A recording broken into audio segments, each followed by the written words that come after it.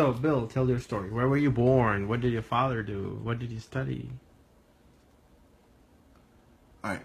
I was born in Philadelphia, and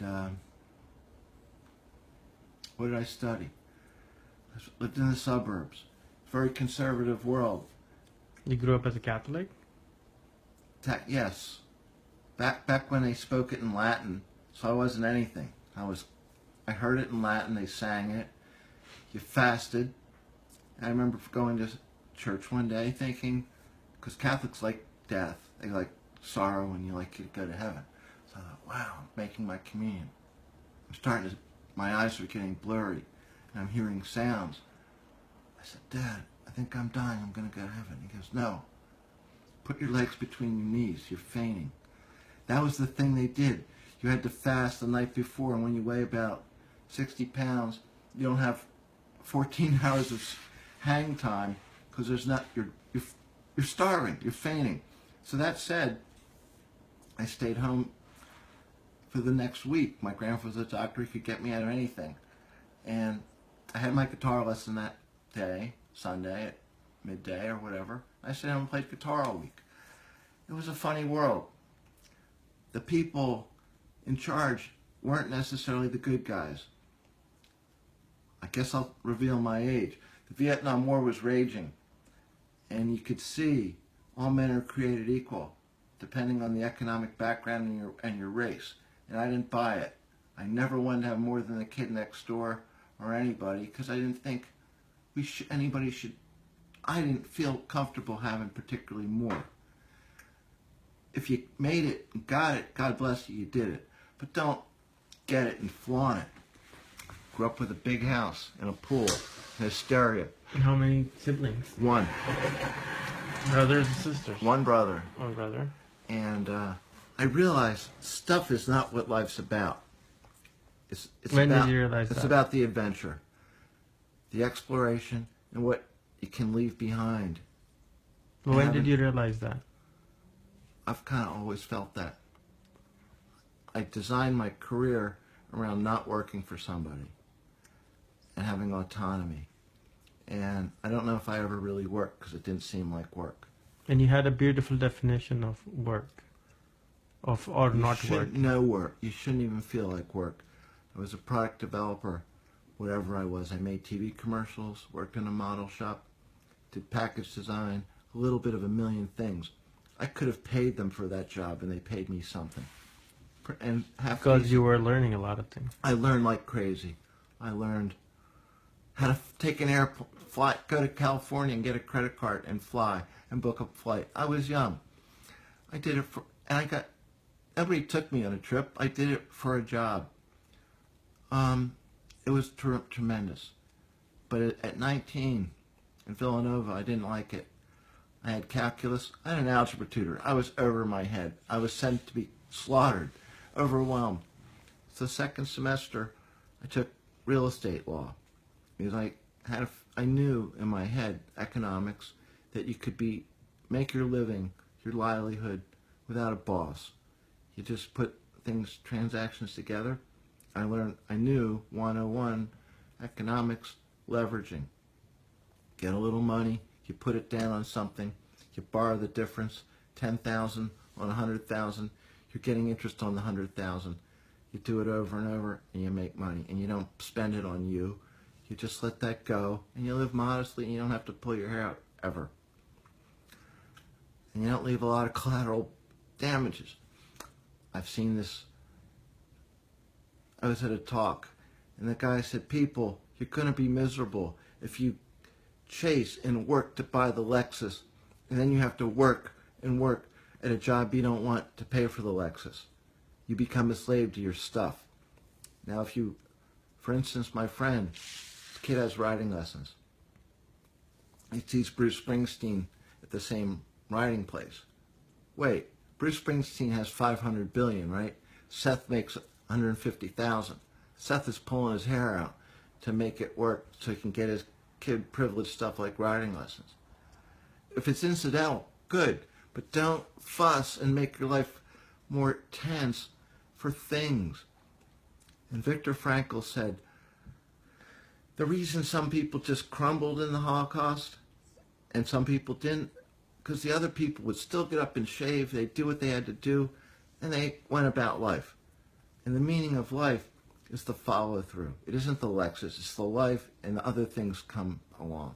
You don't chase whatever, you chase the adventure, the exploration. So you're 19. You did the law of real estate, law. and then Got a what? real Then estate what did you license study? that summer. Hmm. And I finished. I left Villanova. You started selling real estate already?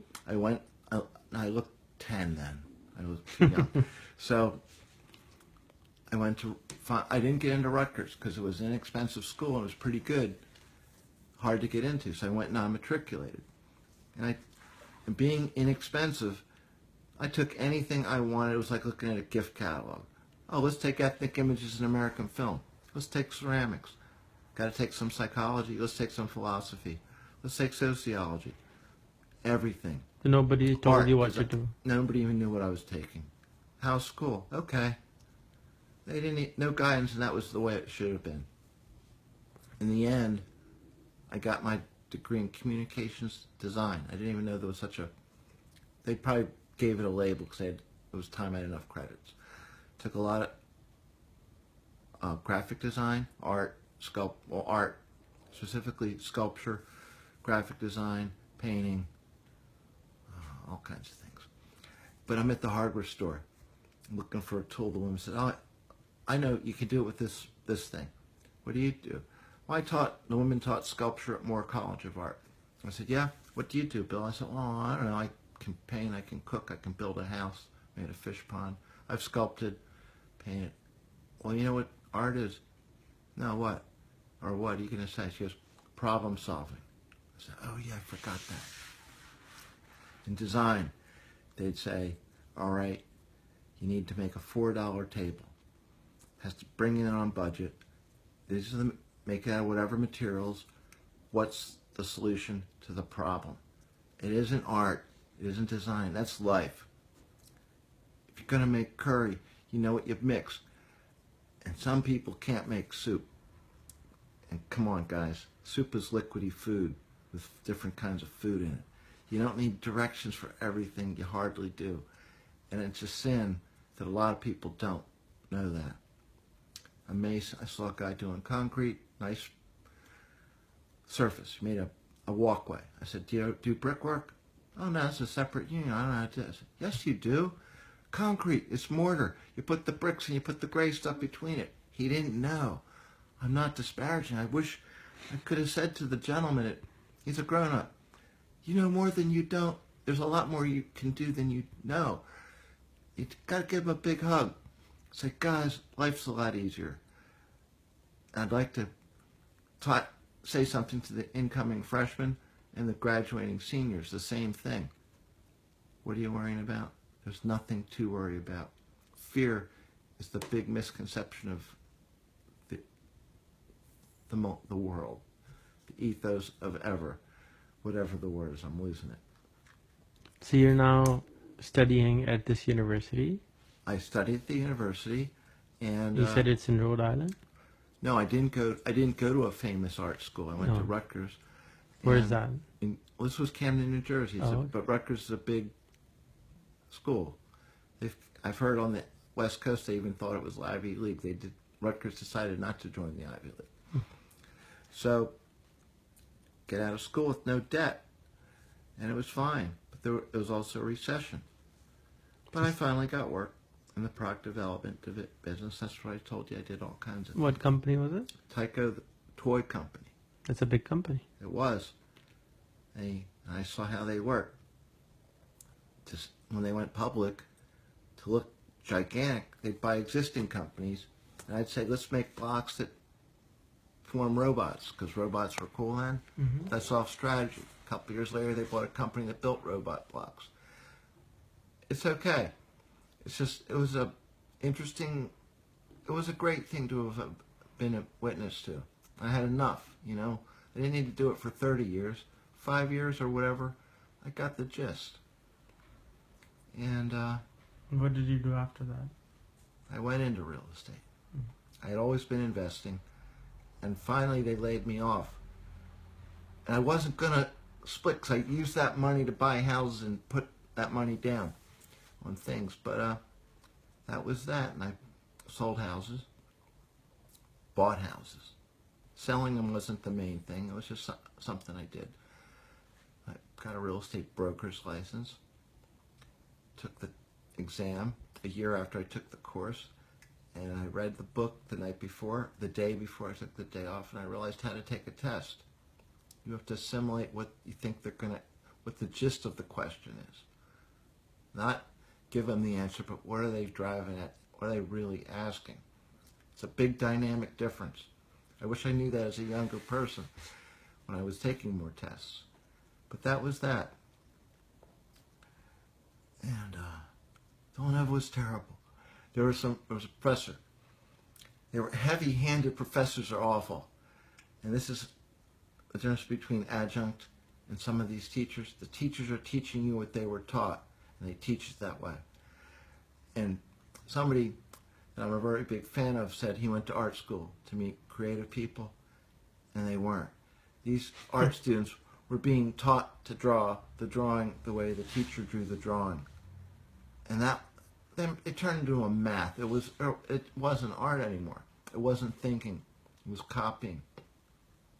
So Villanova, the professor would say, "Hey everybody, I know Alan Greenspan, and I'm friends with the president, and I'm a big deal, and you better be in a hospital if you don't show up, and you have to buy my book." We're going, wow, he's intimidating children. Now, if Mick Jagger were there, you think he'd say, "You know how big a deal I am?" He would say, "Hey guys, what would you like to learn?" He'd assume you knew who he was. And at Penn, getting some work done. And the professor is a sweetheart. He says, "Hey Jeff." Jeff is Boshi. He's from China. I said, "Jeff, by the way, Jeff, do you have any siblings?" "No, I'm Chinese. We only have one kid." I said, "Oh, geez, I didn't think of that. You're lucky you're a boy." He goes, "Yeah, I guess so." So anyway, a man. He said, "Jeff, what are you doing?" "I'm looking at Mr. Carroll's teeth, and there's this hole." "Yes, well, there's the dentin." "And what are you doing?" "I'm putting a brace around the outside." "Why?" "Because I don't crack." "That's right."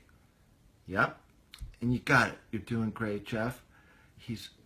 I think that's good. He's guiding him in, and Jeff is exploding out. He's giving him a little nudge.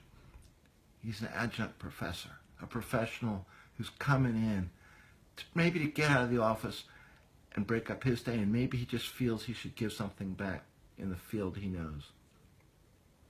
I'm observing this. It's delightful to see. There's another gentleman, an engineer, but he can't build bridges every day. So he went into dentistry, became an orthodontist, and now he's teaching it one day a week. But I said, "You're basically building bridges every day, pulling things around." I said, "You know that, don't you?" I said, "I kind of saw what you're doing."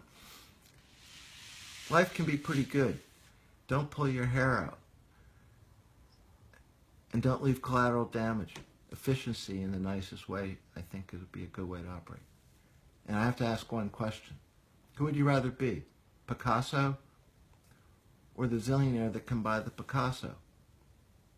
I think the zillionaire would rather be Picasso. What else can we cover? Well, that's pretty sweet. Thank you for sharing your life with us. It's not done yet. Yeah. Thank you, my friend. Thanks for the next chapter. Hey everyone, whoever watches this, please friend him and invite him to your part of the world. He wants to travel, right? Yeah. Cool.